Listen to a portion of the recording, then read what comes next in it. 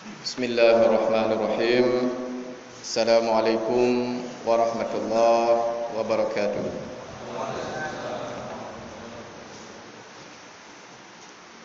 Alhamdulillah, nahmaduhu wa nasta'inuhu wa nastaghfiruh wa na'udzu billahi min shururi anfusina wa min sayyiati a'malina. May yahdihillahu fala mudhillalah wa may yudlilhu fala hadiyalah. Asyhadu an la ilaha illallah wahdahu la syarika lah wa asyhadu anna Muhammadan abduhu wa rasuluh la nabiyya ba'dah. Amma ba'du. Allahumma salli wa sallim ala nabiyyina Muhammad wa ala alihi wa ashabihi wa man tabi'ahu bi ihsanin ila yaumiddin. Kaum muslimin sidang jamaah maghrib rahimakumullah. Alhamdulillah, dengan izin Allah sama-sama kita bersyukur malam ini jumpa lagi dalam jadual hadis Bulughul Maram. Malam ini sama-sama kita bermutalaah, sama-sama kita membaca, melihat hadis, kemudian melihat artinya, dan nanti insya-Allah pelan-pelan sama-sama kita memahamkannya serta berdoa kepada Allah. Mudah-mudahan Allah mudahkan kita dalam mengamalkan semua sunnah-sunnah dan petunjuk dari Rasulullah sallallahu alaihi wasallam. Kaum muslimin muslimat rahimakumullah. Pada malam sebelumnya kita lebih kepada perkenalan kepada kitab Bulughul Maram yang dikarang oleh Al-Hafidh Ibnu Hajar Al-Asqalani. Malam ini kita langsung kepada pembelajaran hadisnya. Saya akan bacakan hadisnya satu persatu beserta terjemahannya dan juga nanti penjelasannya. Jika ada hal-hal yang mungkin nanti perlu ditanyakan, ada yang kurang jelas, nanti kita pada sesi tanya jawab boleh bertanya. Sementara kalau ada pertanyaan disimpan dulu, nanti dalam sesi tanya jawab kita perjelas jika ada yang kurang paham. Baik, kita lanjut. Dari malam kemarin kita ada pada Kitabul Jami' atau disebut dengan kitab kelengkapan. Saya ulang hadis yang pernah saya sampaikan pada malam pertama. Yang pertama hadisnya, kalau berada pada kitab Bulughul Maram itu hadis ke 1201, Kitabul Jami'. Yang pertama, an Abi Hurairah radhiyallahu anhu qala Rasulullah sallallahu alaihi wasallam, hakul muslim ala muslim sittun. Itu kemarin sudah, hak seorang muslim terhadap muslim lainnya ada 6 perkara. Yang pertama, idza laqitahu fasallim alaih. Kalau kita jumpa dengan saudara muslim, kita haknya adalah memberi salam. Berarti kewajiban yang menerima salam itu wajib menjawab. Kita punya hak untuk memberi salam. Jadi memberi salam itu sunnah, menjawab salam hukumnya wajib. Kemudian yang kedua, wa idza da'aka fa'ajibhu. Kalau dia mengundang kita, kita penuhi. Kemudian wa idzastansahaka fansahu. Kalau saudara kita minta nasihat, nasihatilah dia. Jadi kadang saudara kita punya masalah, punya problem, minta nasihat, itu wajib kita berikan nasihat. Tapi tidak wajib menasihati tanpa diminta. Tiba-tiba ada kawan kita, sini saya mau nasihati kamu. Ini kurang bagus ya. Kemudian wa idza atasa fahamidallahu fashamidhu. Jadi kalau dia bersin kemudian mengucapkan puji Allah, mengucapkan alhamdulillah, maka kita doakan dia. Kemudian wa idza marida fa'uduhu. Kalau dia sakit kita jenguk. Kemudian wa idza mata fattabi'hu. Kalau dia meninggal kita ikuti dia. Ikuti maksudnya fardu kifayahkan dia. Kalau sempat selesai sampai selesai, bagusnya dari awal sampai selesai. Nah, itu yang pertama. Kita lanjut. Hadis yang 1202. An Abi Hurairah radhiyallahu anhu qala Rasulullah sallallahu alaihi wasallam, unduru ila man huwa asfala minkum wa la tanduru ila man huwa fawqakum fahuwa ajdaru alla tazdaru ni'matallahi alaikum. Ini riwayatnya muttafaq alaih, sangat kuat hadisnya. Dari Abu Hurairah radhiyallahu anhu bahwa Rasulullah sallallahu alaihi wasallam bersabda, lihatlah orang yang berada di bawahmu dan jangan melihat orang yang berada di atasmu, karena itu lebih patut agar engkau sekalian tidak menganggap rendah nikmat Allah yang telah diberikan kepadamu. Riwayat muttafaq alaih. Maksudnya, dalam posisi kita menerima nikmat Allah, sekaya apapun kita atau semiskin apapun kita, dalam kita menerima nikmat Allah, kita diharuskan oleh Rasulullah melihat kepada orang yang lebih rendah nikmatnya. Kenapa? Supaya hati kita tidak sombong. Nah, ini penjelasan daripada hadis ini. Ini perintah Rasulullah ya. Jadi jangan sering-sering kita lihat ke atas. Wah, ini dia lebih kaya dari kita, dia lebih banyak nikmatnya. Khusus urusan nikmat, kita harus sering melihat kepada orang yang berada di bawah kita nikmatnya. Nah, kemudian hadis selanjutnya. An Nawas ibni Sam'an, ini hadis malam kemarin ya. Radhiyallahu anhu qala sa'altu Rasulullah sallallahu alaihi wasallam anil birri wal ismu. Saya bertanya kepada Rasulullah sallallahu alaihi wasallam tentang kebaikan dan dosa. Nah, Rasulullah sallallahu alaihi wasallam berjawab, faqala al birru husnul khuluq wal ismu ma haka fi sadrika wa karihta ay yatali'a alaihin nas. Ini riwayat Muslim. Ya, hadis ini diriwayatkan oleh Muslim.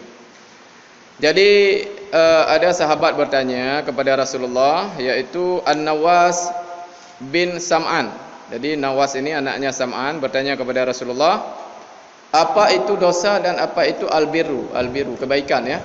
Malam kemarin sudah saya jelaskan. Jadi dosa kebaikan itu adalah husnul khuluq. Kebaikan akhlak itu adalah kebaikan. Akhlak yang baik itu adalah kebaikan.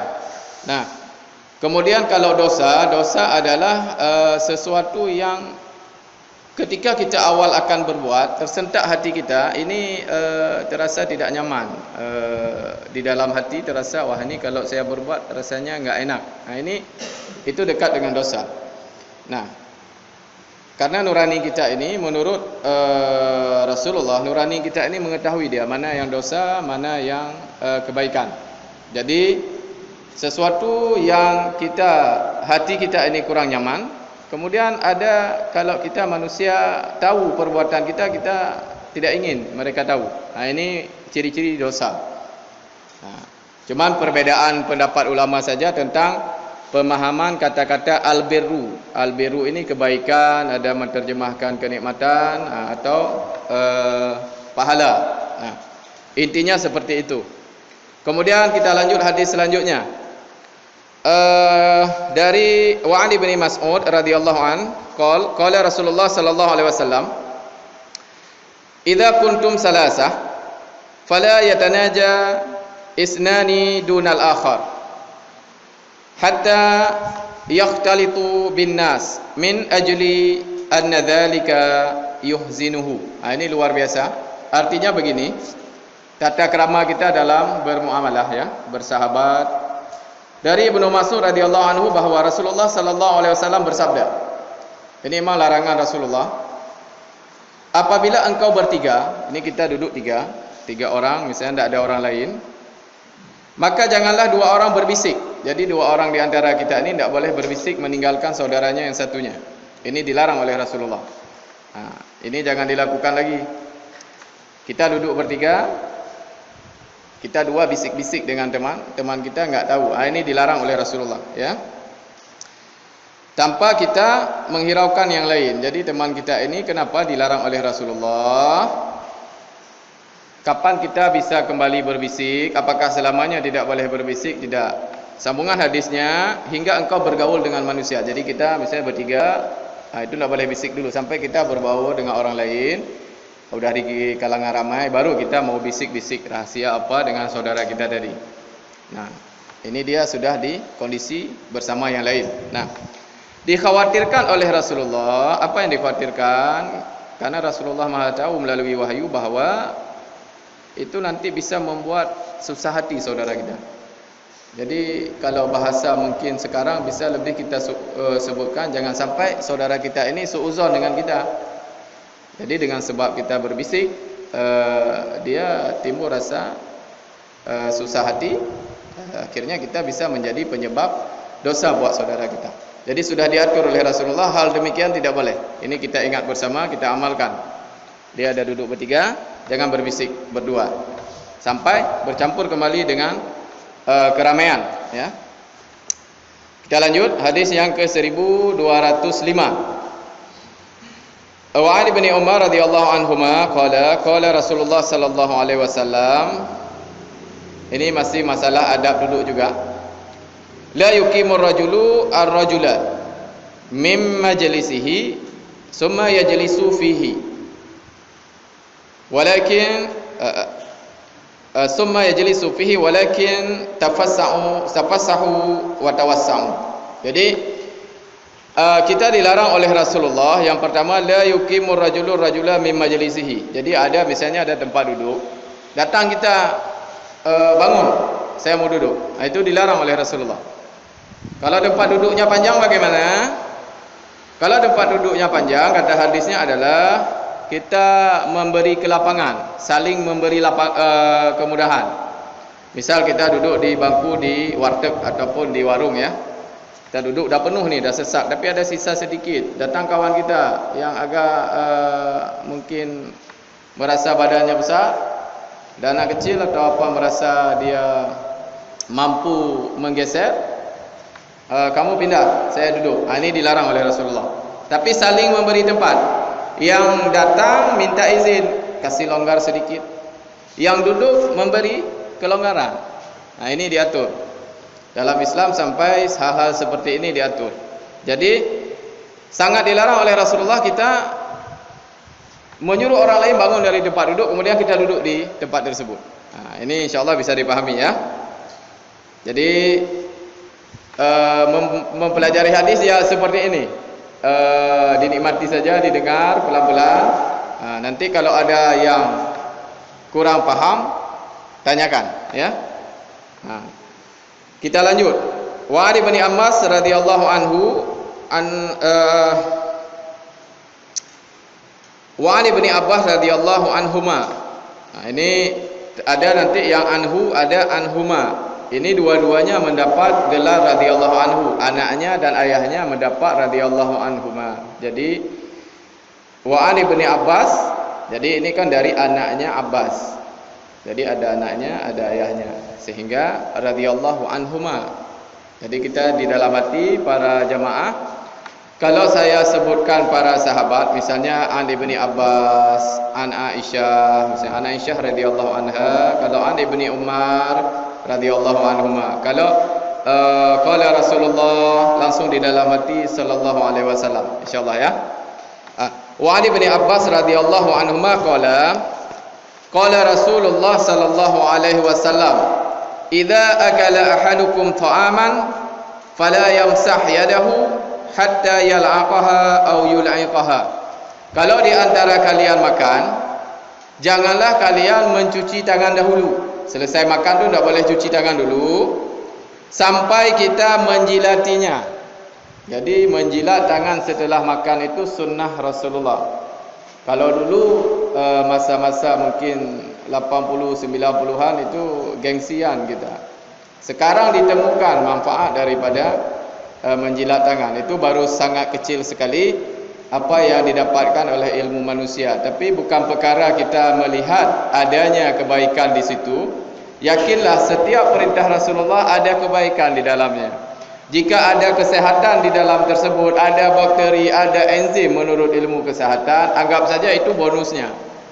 Intinya apa yang diperintahkan oleh Rasulullah ini adalah wahyu. Pasti kebaikan buat umatnya. Nah, kalau kita tidak mampu jilat, bagaimana kekuatannya? Kita harus suruh jilatkan. Misalnya kita enggak jilat, teman datang jilatin tangan kita. Seperti itu hadisnya. Apabila salah seorang di antara kamu makan makanan, maka janganlah ia membasuh tangannya dulu sebelum ia menjilatinya atau menjilatkannya pada orang lain. Begitu dijaganya. Yang pertama, kemubaziran. Ada sisa-sisa makanan ini kita cuci. Kalau kita hitung satu tangan kita, satu jari ada sisa 3 nasi, mungkin ada 15 butir nasi. Ini kalau kita hitung nasi ya, kalau hitung-hitungan. Kalau 15 butir nasi, satu rumah ada 4 orang, dah 2 sendok. Nah, ini salah satu hitungan kemubaziran. Tapi intinya, sesuatu yang kita laksanakan, sesuatu petunjuk Rasulullah kita laksanakan, pasti ada manfaatnya insyaAllah. Jadi kalau kita nak mampu jilat, jilatkan. Nah, jijik Ustaz, tangan orang lain jijik. Ada etika dan tata cara adab makan dalam Islam. Orang Islam tu makan ya wudu, tangannya udah suci. Sampai dari hal-hal kecil, dari kita bersuci, ini mungkin yang umum ya. Kadang kita salah kaprah. Ambil air pakai kiri, cuci pakai tangan kanan. Ada ya yang cebok ya, maaf, ini bersuci misalnya dari kencing ya. Itu yang benarnya ambil pakai tangan kanan, airnya cuci pakai kiri. Punya kita kemaluannya pakai kiri yang dibasuh. Jangan pakai kanan. Ini dari awal sudah terjaga. Memang mungkin kalau buang air besar umumnya kiri. Tapi yang buang air kecil biasanya sering keliru, sering kurang hati-hati di sini. Malah apalagi dekat sungai, pegangnya pakai kanan, tujuannya jangan kena celana. Begitu cebok, ya dia siram pakai kiri, cuci pakai kanan. Ini hati-hati. Dari awal sudah terjaga kebersihannya. Kita yang kiri tidak digunakan untuk makan, yang kanan kita gunakan untuk makan. Nanti akan jumpa hadisnya. Nah, kita lanjutkan. Wa Nabi Hurairah radhiyallahu anhu qala Rasulullah sallallahu alaihi wasallam. Ini perkara salam tadi. Ini lanjutan dari hadis pertama. Ini bagaimana teknis memberi salam. Li yusallima as-saghir 'alal kabir. Yang pertama, anak kecil memberi salam kepada orang besar. Jadi yang umurnya lebih kecil, dia yang duluan memberi salam kepada yang lebih tua. Kemudian almaru 'alal qa'id. Orang yang sedang berjalan kepada yang duduk. Jadi misalnya kita ada bawa kendaraan, ada saudara kita duduk. Kita yang berkendaraan ini yang memberi salam. Ini sudah diatur oleh Rasulullah. Kemudian al-qalilu 'alal katsir. Yang sedikit kepada yang banyak. Jadi kita misalnya jalan barengan, jumpa, lihat rombongan kita lebih sedikit daripada rombongan depan. Sama-sama kita tahu ini orang Islam. Kita yang sedikit ini yang seharusnya duluan memberi salam. Itu etikanya. Atau ada yang jamaah di jalan lebih banyak. Yang berjalan bagaimana? Ini misalnya kita balik ya. Yang berjalan lebih banyak, yang duduk lebih sedikit bagaimana? Tetap berlaku yang berjalan memberi salam kepada yang duduk. Meskipun lebih banyak yang berjalan. Itu seperti itu ya, bisa dipahami ya, insyaallah. Oke, kita lanjut. Nah, Wan Ali radhiyallahu anhu qala Rasulullah sallallahu alaihi wasallam. Hadis ini dari Ali radhiyallahu anhu qala Rasulullah sallallahu alaihi wasallam, yujzi'u anil jama'ati idza marru ayusallima ahaduhum. Nah, ini bagaimana kalau kita jalan berjamaah, apakah semua harus kasih salam? Tidak. Tapi yujzi'u alal jama'ati idza marru ayusallima ahaduhum. Boleh kalau kita jalan rombongan, itu salah satu dari kita saja yang memberi salam. Tidak perlu semua. Atau misalnya ni bertamu rombongan, kepala sukunya masuk duluan, Assalamualaikum kepada ahlul baitnya, yang lain sudah mewakili. Di jalan juga seperti itu. Kalau kita berombongan, boleh satu orang saja yang mewakili. Ini saya lihat ni dah loyo-loyo ni.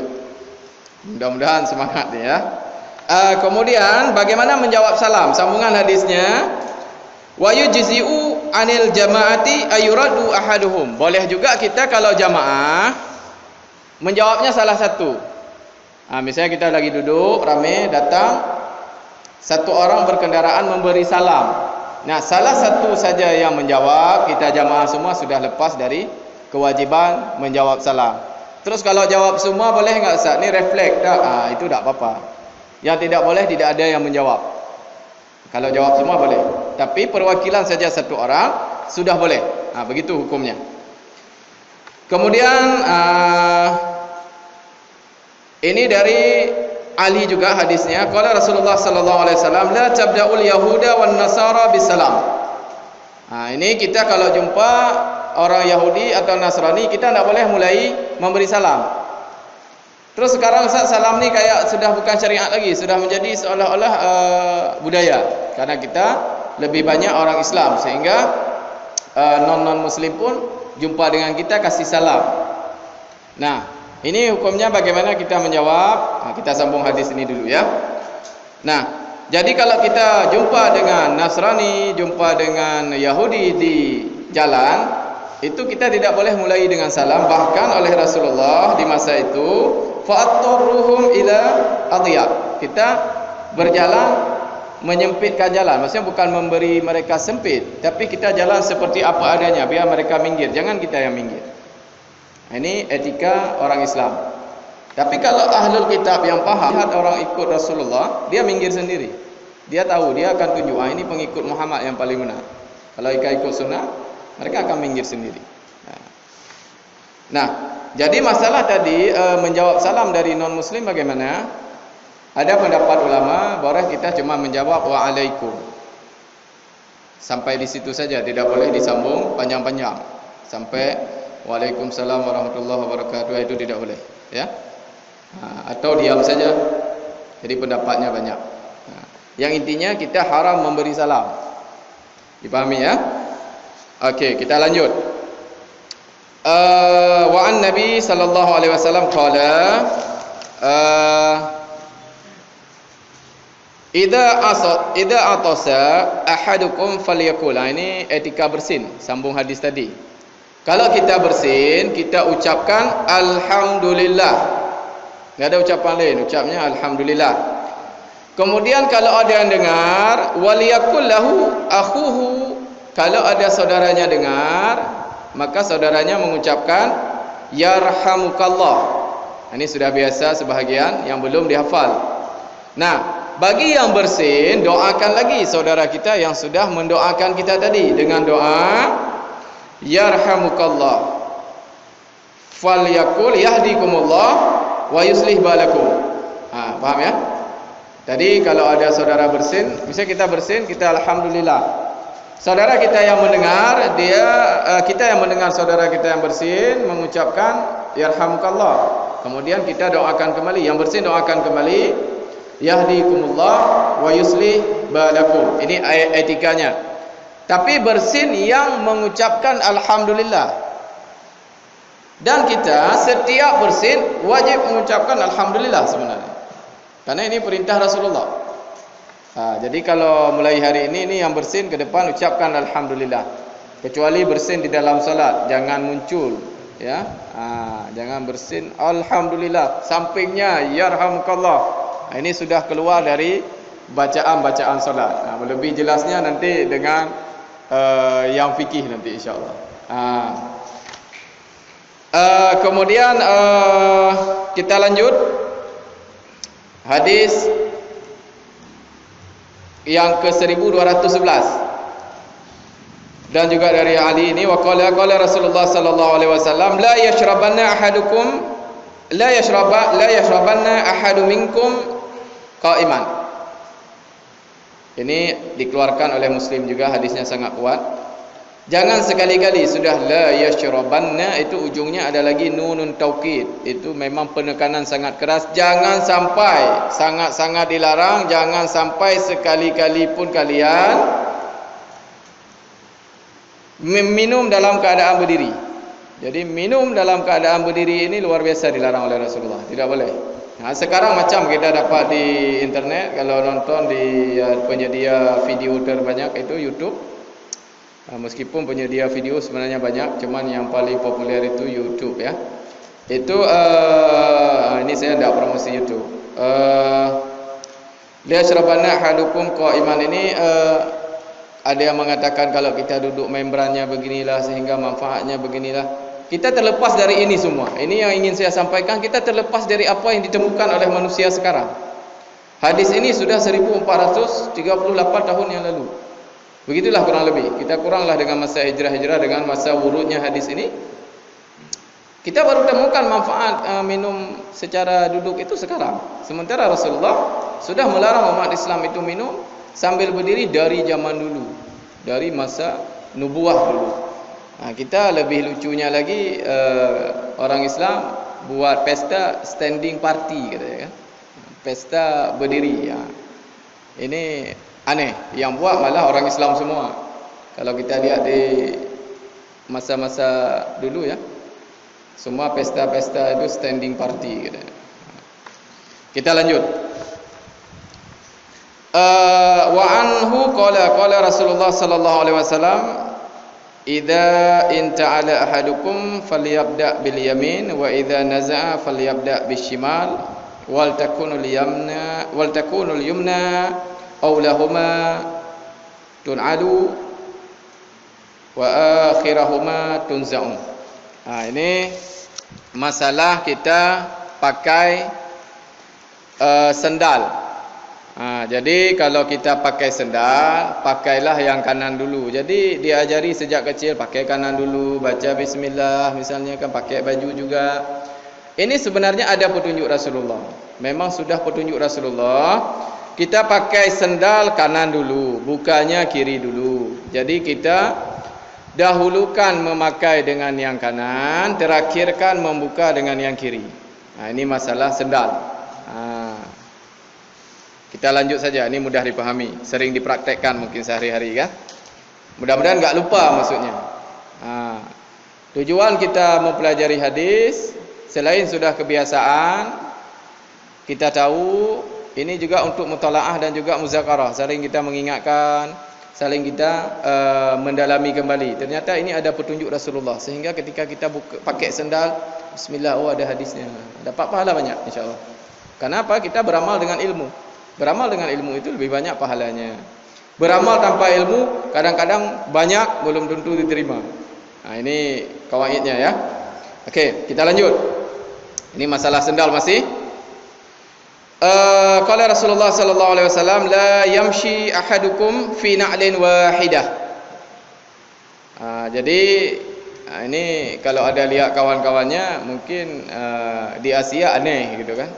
Janganlah di antara kalian itu berjalan dengan sendalnya satu. Itu dilarang oleh Rasulullah. Jadi kalau anak kecil, ada sekarang yang mungkin anak kecil suka pakai sendal satu jalan-jalan, didik dari sekarang. Jadi Rasulullah melarang kita berjalan dengan satu sendal. Sendal sebelah itu enggak boleh. Terus bagaimana? Wal yun'ilhuma jami'an. Pakai dua-duanya atau liyakhla'huma jami'an, atau buka dua-dua. Jadi kadang kita lagi jalan saat ni putus sendal sebelah, gimana? Di tengah duri pula ni gimana? Sama hukumnya pakai dua-dua atau buka dua-dua. Atau yang putusnya dipasang dulu kalau di tengah duri. Demikianlah sementara ya. Intinya kalau ada kita yang pakai sendal satu sebelah jalan-jalan, itu dilarang oleh Rasulullah. Meskipun dalam keadaan emergensi. Kenapa? Boleh hukumnya buka dua-dua. Jadi yang paling baik adalah pakai dua-dua atau buka dua-duanya. Jangan dipakai lagi kalau ada yang biasa memakai sendal sebelah. Kemudian dari Ibnu Umar radhiyallahu anhu qala Rasulullah sallallahu alaihi wasallam,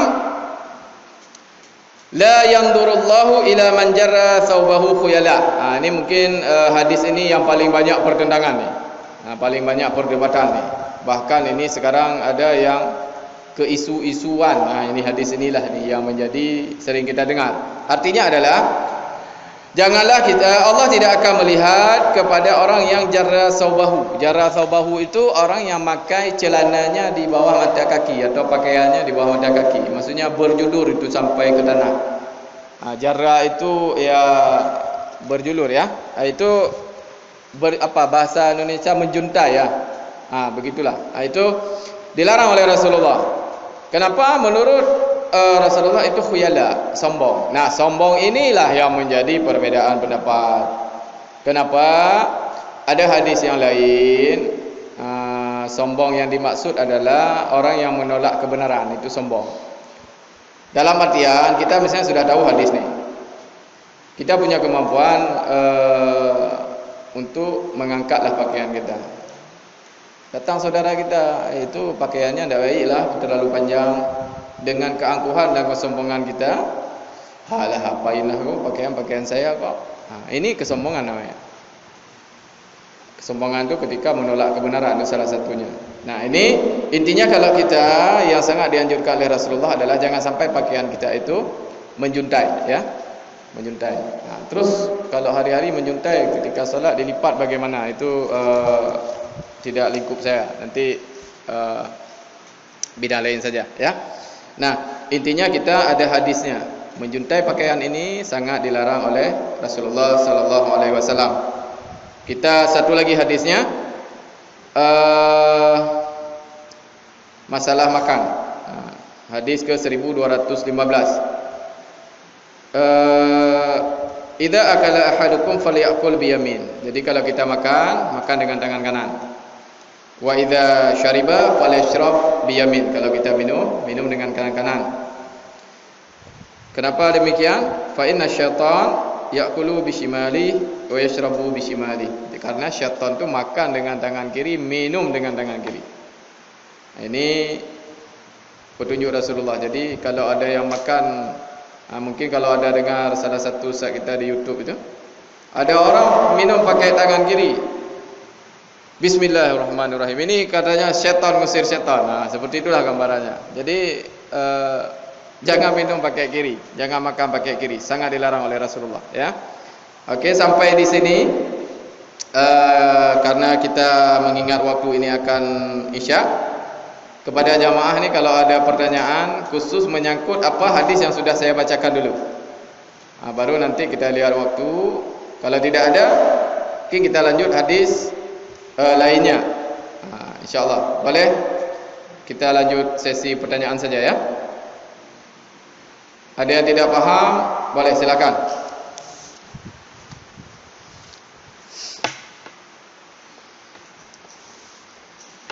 Biasanya memang kalau hadis kita baca, kita terjemah, kita baca, kita terjemah, terutama hadis tentang kehidupan sehari-hari, itu tidak susah untuk kita pahami.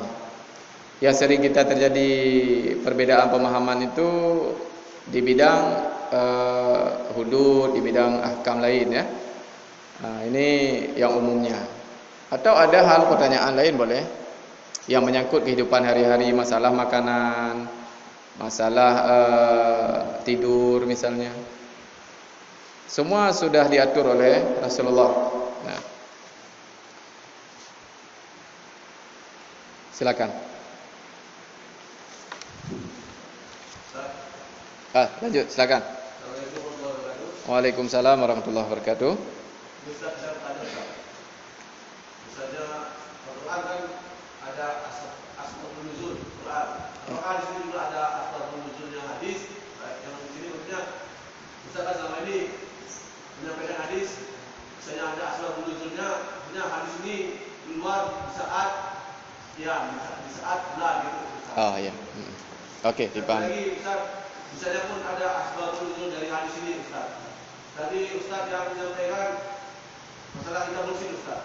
Bersin, Rasulullah mengajarkan kita untuk dari Rasulullah mengajarkan kita untuk mengucapkan alhamdulillah, Ustaz. Saya pernah baca, Ustaz, suatu buku tentang penciptaan Nabi Adam. Tadi saya pernah membaca, ini mungkin dari statement saya pernah membaca saat ruh dititipkan ke Nabi Adam, saat ruh itu sampai ke tenggorokan Nabi Adam bersih. Nah itu para malaikat mengajarkan kepada Nabi Adam itu untuk mengucapkan alhamdulillah. Apakah mungkin itu dasarnya dan hadis apa bisa dikaitkan atau benar? Oke. Ada yang lain? Kita jawab dulu. Oke. Yang pertama, pertanyaan dari saudara kita adalah Al-Quran itu ada asbabun nuzul. Apakah hadis ada asbabul wurudnya? Asbabun nuzulnya begitu, ya. Nah, kalau Al-Quran disebut asbabun nuzul, kalau al-hadis disebut dengan asbabul wurud. Nah, Itu dipelajari di dalam ilmu hadis. Dalam artian ada ilmu riwayat, ada ilmu mastalihul hadis. Hadis itu dipelajari semuanya. Ada mempelajari tentang asbabul wurud namanya, sebab keluarnya hadis. Ini hadis ni kenapa keluar.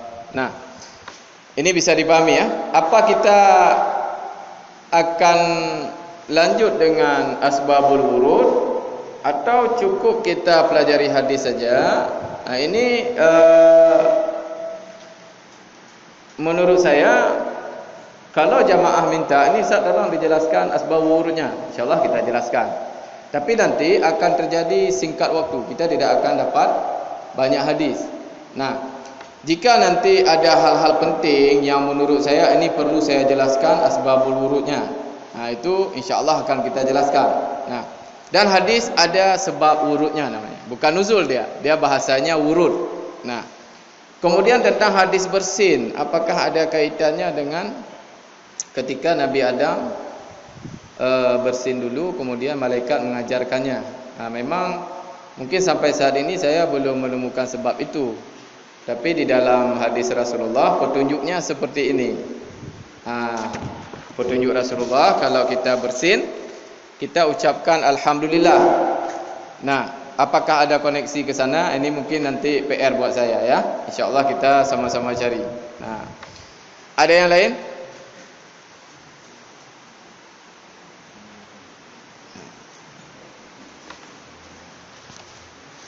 Assalamualaikum warahmatullahi wabarakatuh. Waalaikumsalam warahmatullahi wabarakatuh. Jadi apa yang Ustaz jelaskan tadi mengenai apa yang dilakukan oleh Rasulullah, masalah makan, masalah menggunakan sendal atau menggunakan guru atau menggunakan apa atau sendiri dulu dari kegiatan itu Ustaz, apakah kita itu harus melakukan apa niat semacam tadi Ustaz dalam hal besar kita kalau kayak apa itu buang misalnya membersihkan najis ataupun perlunya Ustaz atau tentang hal-hal kecil seperti itu Ustaz, apa perlunya Ustaz? Terima kasih. Jazakumullah khairan. Pertanyaannya adalah, ini tadi ada hadis-hadis Rasulullah tentang amalan-amalan hari-hari yang kita bacakan. Apakah amalan-amalan ini setelah kita tahu dalam pelaksanaannya perlu niat? Sebenarnya adalah innamal a'malu binniyat. Semua perbuatan itu harus dimulai dengan niat.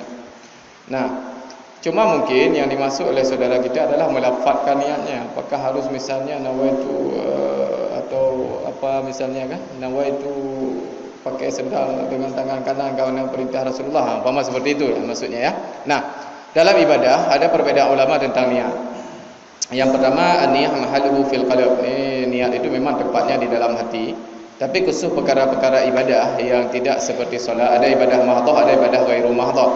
Nah, di situ pendapat ulama tentang niat ya. Nah, kalau hal-hal seperti kita makan pakai tangan kanan, pakai sendal, itu tidak perlu niat. Cukup kita membayangkan misalnya ini perintah Rasulullah, itu sudah termasuk kepada niat kepada ibadah. InsyaAllah seperti itu. Karena kalau pembahasan niat itu khusus lagi nanti. Sementara kita bisa pakai sendal, pakai baju dengan tangan kanan, itu tidak perlu dengan lafaz niat seperti kita lafaz niat solat. Meskipun di dalam solat sendiri juga terjadi perbedaan ulama tentang perkara niat. InsyaAllah bisa dipahami ya. Mudah-mudahan. Ada yang lain? Sambil menanti azan Isya, kalau ada pertanyaan silakan.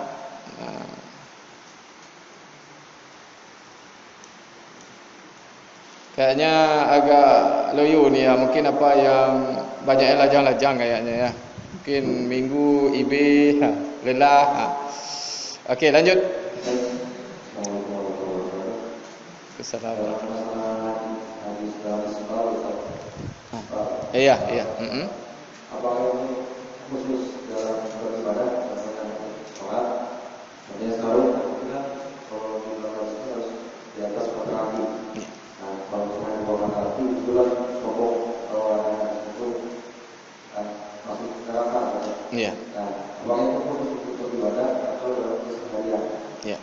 Okey, terima kasih. Itu ada hadis tadi itu disebut dengan hadis isbal. Itu hadis isbal itu adalah orang yang memendekkan pakaiannya itu kan, memanjangkannya, itu tentang perkara isbal di dalam hukum. Apakah ini hanya untuk di dalam solat saja? Sebenarnya perintah Rasulullah itu tidak di dalam solat, tapi dalam kehidupan kita sehari-hari. Jadi kita perkara pakaian, kalau niat memanjangkan pakaian itu karena kesombongan, maka itu sangat dilarang oleh Allah dan Allah tidak mau melihatnya. Ya, berarti kalau Allah tidak mau lihat, hukumannya neraka. Nah, kalau kita tidak sombong, kembali kepada hukum tadi. Pendapat sombong itu ada dua pendapat, ya. Maksudnya sombong itu adalah orang yang menolak kebenaran. Terus kita mau berpakaian bagus bagaimana boleh? Ada sahabat bertanya kepada Rasulullah, "Ya Rasulullah, saya pakai pakaian bagus, mewah, tapi saya tidak sombong. Apakah itu termasuk sombong?" Dijawab oleh Rasulullah, itu yang dimaksud dengan sombong adalah yang menolak kebenaran. Nah, kembali kepada isbal tadi. Isbal itu tidak di dalam solat saja. Keseharian itu, kalau kita khawatir terjadi kesombongan hati, ini kita pendekkan saja pakaian kita di atas mata kaki. Jadi sehingga lebih dekat dan lebih aman dan nyaman mengikuti dalam sunnah Rasulullah, InsyaAllah seperti itu. Jadi tidak hanya di dalam solat saja. Namun ada yang lebih lucu kita lihat sekarang. Kadang-kadang kita pakai celana jin. Ini maaf, bukan yang bagi pakai celana jin, ya. Maksud saya celana yang ketat seperti celana jin itu. Sebenarnya kadang-kadang ada pakaian kita yang terlalu ketat, meskipun kita laki-laki itu belum menutup aurat. Nah, lebih anehnya lagi, kadang kita jadi imam, ambil celana jin dilipat biar enggak keinjak. Atau celana yang ketat tu, yang panjang dilipat. Ini sangat-sangat kita berlebihan kalau seperti ini. Lebih baik kita kembali kepada hukum awal, berpakaian yang baik sesuai dengan sunnah Rasulullah dalam kehidupan sehari-hari, termasuk di dalam ibadah. Demikian. Wallahu a'lam. Ada yang lain?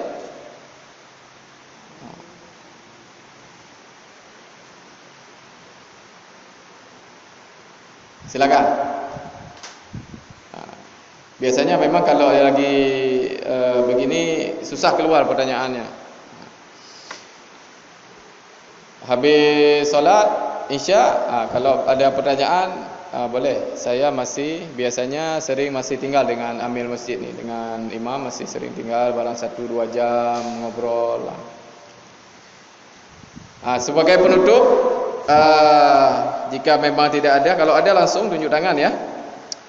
Sebagai penutup, saya mau malam ini tambahkan kepada hadis tentang kitab makanan. Ini mungkin berapa hadis saja. Tadi kan kita berada di kitab adab, ya. Kitabul Jami' Babul Adab. Ini saya tambah kepada kitab tentang kitab At-Ta'imah, kitab makanan. Kita mulai dengan karena ini sering dekat dengan hewan-hewan di sini di hutan mungkin, ya. Apalagi teman-teman sering ke tempat-tempat di mana yang mungkin sulit mendapatkan makanan. Nanti ke depan mungkin insya-Allah pertemuan selanjutnya saya akan bahas kitab tentang makanan. Saya buka satu hadis. An Abi Hurairah radhiyallahu anhu anin Nabi sallallahu alaihi wasallam qala kulli dhinabin minas saba' fa akalahu haraman. Rawahu Muslim. Itu artinya setiap binatang buas yang mempunyai gigi taring adalah haram dimakan. Bisa dipahami? Ya, setiap binatang buas yang memiliki gigi taring haram dimakan. Terus ada binatang buas enggak ada taringnya, bagaimana? Yang dimaksud binatang buas itu ya memang binatang liar, yang ada taringnya, ya.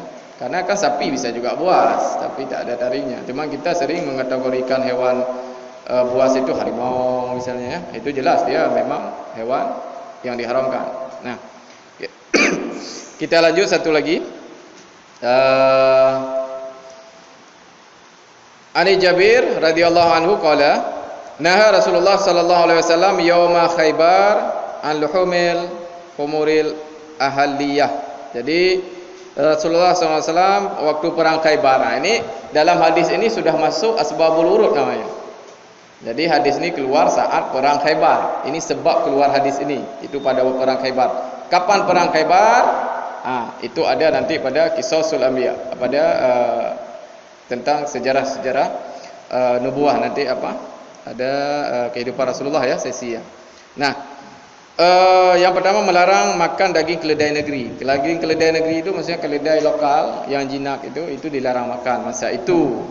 Nah, kemudian membolehkan makan daging kuda. Jadi kalau ada yang bilang kuda haram sebelah, halal sebelah, ini tidak tepat. Kuda boleh dimakan. Kuda boleh makan, halal. Nah, Rasulullah pernah menyembelih kuda beberapa kali bersama sahabat. Ada terjadi pemahaman tentang kuda sebelah, terutama di masyarakat kita Aceh. Ini saya juga tidak tahu sumbernya dari mana. Cuman yang ada hadis Rasulullah masa itu tentang kuda adalah ketika Rasulullah di depan, karena kelapa sudah lapar, Rasulullah sembelih kuda. Kemudian sebelahnya digantung, ditinggal untuk sahabat yang di belakang. Datang sahabat satu lagi, nyembelih lagi, nyimpan lagi satu. Kenapa? Dia pikir ni ada Rasulullah di depan ni, pasti ya kita ikut petunjuk Rasulullah. Padahal maksud Rasulullah saat itu adalah menyimpan sebelah untuk rombongan di belakangnya. Ini yang ada riwayatnya. Okey, kita lanjut dengan kami berperang bersama Rasulullah sallallahu alaihi wasallam sebanyak 7 kali. Pernah ikut Rasulullah berperang. Ini siapa? Ibnu Abi Aufa. Ibnu Abi Aufa ni pernah ikut berperang bersama Rasulullah sebanyak 7 kali. Apa yang terjadi? Kami selalu makan belalang. Jadi belalang itu boleh dimakan. Jadi ada 2 bangkai yang boleh dimakan, bangkai ikan dan bangkai belalang. Ini masalah makanan ya. Kemudian selanjutnya kelinci bagaimana? Itu ada yang nanya sama saya, kelinci boleh dimakan enggak? Kelinci boleh dimakan. Ada hadisnya. Nah, dari Anas radhiyallahu tentang kisah kelinci, ia berkata, ia menyembelihnya dan mengirim pangkal pahanya kepada Rasulullah sallallahu alaihi wasallam. Jadi dia sembelih kelinci, kemudian pahanya dikirim untuk Rasulullah dan beliau menerimanya. Muttafaq alaih. Jadi tidak ada keluar hukum haram di situ. Okey ya. Kita lanjut lagi. Rasulullah sallallahu alaihi wasallam melarang membunuh 4 macam binatang. Ini perlu diingat, dilarang membunuh 4 macam binatang. Sangat-sangat dilarang oleh Rasulullah. Yang pertama semut. Semut. Kemudian yang kedua lebah. Kemudian burung hudhud dan burung syurat. Burung syurat ni sejenis burung pipit dia. Intinya kalau budaya kita orang timur, orang Aceh umumnya, itu kita burung-burung pagar, burung kecil-kecil itu kayak burung pengisap bunga, ini kan dilarang membunuh. Dari kecil kita macam dikasih pamali, pantangan macam-macam. Kenapa? Ada hadis Rasulullah memang burung kecil-kecil ini tak boleh dibunuh, sejenis burung pipit. Ini enggak boleh dibunuh. Termasuk kalau burung uhud ya, semut dan juga tawon. Nah, bagaimana jika semut sudah masuk ke rumah luar biasa? Usahakan mitigasi dulu, pencegahan dulu. Baru kita kalau memang tak memungkinkan, itu kembali kepada hal-hal yang urgen ya. Tapi khusus semut, dia kita ketok-ketok saja dia akan pindah. Intinya bagaimana kita harus menjaga jangan sampai semut ini datang. Terus datang juga, itu kembali kepada kalau dia sudah sangat mengganggu, hukum binatang ada hukum khusus. Jadi 4 binatang ini tanpa alasan apapun tak boleh dibunuh. Tiba-tiba ada semut lewat, itu dilarang. Bahkan dalam ayat Quran itu artinya kurang lebih begini, lupa saya surahnya. Jika kita membunuh satu nyawa saja tanpa alasan yang hak, faka'annama qatalan nasa jami'a, seolah-olah dia sudah membunuh manusia seluruhnya. Jadi lewat semut tanpa sebab, lewat tawon kita bunuh, itu seolah-olah kita dosanya sudah membunuh manusia seluruhnya. Ini. Tapi kalau berhak apa, dengan hak enggak apa-apa. Ada lagi bekerja, datang tawon masuk di baju, enggak tahu. Tahu-tahu tawon, kita pukul dia, dia nyengat kita. Ini dia mati, kita kesengat. Ini kematian dia bil hak, tanpa kita sengaja ya. Okey. Kita lanjut dengan sesi pertanyaan. Ini silakan. Okey, lanjut. Masalah dengan tawon tadi Ustaz. Ya. Ini kan dilarang masalah tawon Ustaz. Kaitannya sama dengan materi mandi. Gimana hukumnya sedangkan jelas sengaja mencari madu. Kemarin ada tawon yang menyerang mencari. Dan jelas kalau udah jelas nanti kena bunuh. Iya. Gimana hukumnya sedangkan kita membunuh tawon dan kita minum madu lagi kena bunuh. Iya.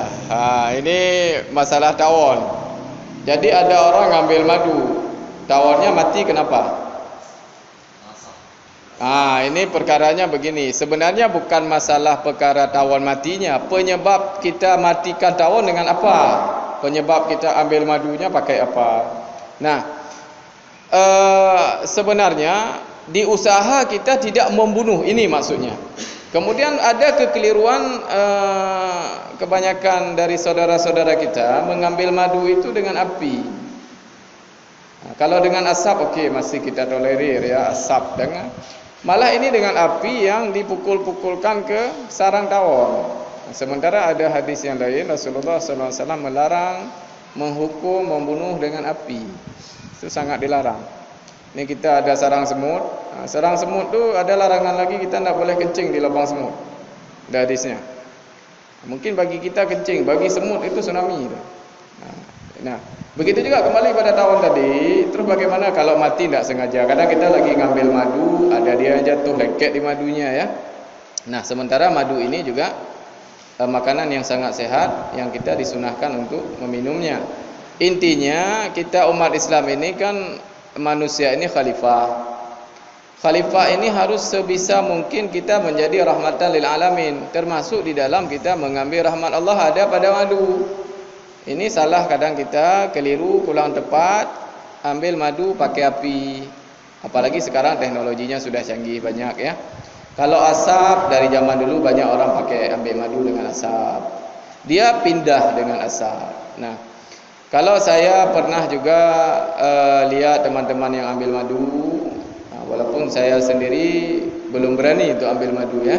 Nah, jadi asapnya di bawah, jadi di posisi yang madunya ini kan diambil, dipotong, jatuh ke bawah. Nah, kadang ada di antara tawon yang lengket di madunya mati. Ini kan di luar kekuasaan kita. Yang dimaksud dengan hadis tadi adalah kita memang jangan bersengaja tanpa sebab ataupun memang membunuh madu. Kalau tadi kan bukan membunuh, tapi kita mengambil madu tapi dia terbunuh. Membunuh dengan terbunuh kan jauh beda bahasanya. InsyaAllah. Jadi ada lain. Itu perlu diingat ya, 4 jenis hewan ya. Ini anak-anak kita perlu kita sampaikan tu, jangan sampai ada burung-burung kecil-kecil sejenis burung pipit ni dibunuh ya. Kemudian memelihara burung bagaimana Ustaz? Ini sekarang lagi ada fenomena lovebird ya. Macam lah ni kan. Ada burung lah macam ada. Kalau dulu kacir. Banyak di kebun saya yang pada nangkap kacir. Tu saya izinkan dulu. Nah, oleh Rasulullah SAW itu tidak dilarang memang memelihara burung. Dengan syarat terpenuhi makanannya. Itu. Tapi memelihara burung untuk mainan itu dilarang. Ada Rasulullah pernah lewat, dia melihat anak-anak main dengan burung. Anak tersebut menangis. Ditanya oleh Rasulullah, ada apa dengan burungmu? Tidak dilarang, tapi harus terpenuhi makannya. Berarti makan ada dua, makan lahiriah, makan batiniah. Ini ngurung-burung seekor, betina atau jantan seekor sendiri dia. Makan batin dia tidak terpenuhi. Ini perlu kita perhatikan bersama. Namun kalau hal tersebut memang sia-sia, tidak membawa manfaat, hanya untuk bermain-main saja, itu dilarang oleh Rasulullah. Seperti memelihara merpati. Dalam hadis lainnya, memelihara merpati ini ada larangan sebenarnya. Jika merpati tersebut kita biarkan liar, kemudian dia mencuri makanan orang, curi padi orang, itu sangat dilarang. Karena pekerjaan merpati kan seperti itu. Tapi kalau kita pelihara dengan umpama burung yang lain, kita penuhi makanannya, itu boleh-boleh saja. Namun ini perlu perhatian kita. Rahmatan lil alamin itu kita jaga dengan binatang, dengan makhluk, dengan alam. Jadi estetika, selain etika ada estetika kita orang Islam. Jadi akhlak kita itu ada akhlak terbagi 3 akhlaknya. Akhlak hasanah, kemudian akhlak karimah dan akhlak azimah. Kalau akhlak hasanah, kata ulama, binatang pun punya. Akhlak hasanah, kita akhlak yang baik itu binatang pun punya. Harimau nak makan anaknya, ayam tak mau anaknya dingin. Jadi kalau kita dah menikah punya anak, ya kita cuman memberi makan, membuat dia rumah tempat duduk, ini akhlak yang baik mesti. Tapi harus anak kita itu menuju kepada anak-anak berada taat kepada agama. Ini baru kita menuju akhlak karimah. Ataupun sebaliknya, ada orang kasih kita, kita kasih dia. Ada orang jahat sama kita, kita jahat sama dia. Ada orang baik sama kita, kita baik sama orang. Ini akhlaknya hasanah mesti. Begitupun dengan binatang. Nah, binatang kita kasih makan, kita ajari dia bisa bajak sawah. Nah, itu akhlaknya akhlak baik. Tapi kita harus berusaha menjadi akhlak karimah. Ada orang yang sentimen sama kita, kita baik sama dia, memang berat. Tapi kalau akhlak azimah khusus itu milik Rasulullah. Innaka la'ala khuluqin azim. Akhlak azimah itu akhlaknya Rasulullah sallallahu alaihi wasallam, karena akhlak beliau adalah Al-Quran. Baik, ini sudah masuk waktu Isya ya. Ini sudah lebih waktu Isya sebenarnya. Kita akhiri saja sampai di sini. Wallahu a'lam bishawab. Kita tutup dengan doa kafaratul majlis. Subhanakallahumma rabbana wa bihamdika asyhadu an la ilaha illa anta astaghfiruka wa atubu ilaik. Wallahu a'lam. Hadanallahu iyyakum ajmain. Mohon maaf atas segala kekurangan. Assalamualaikum warahmatullahi wabarakatuh.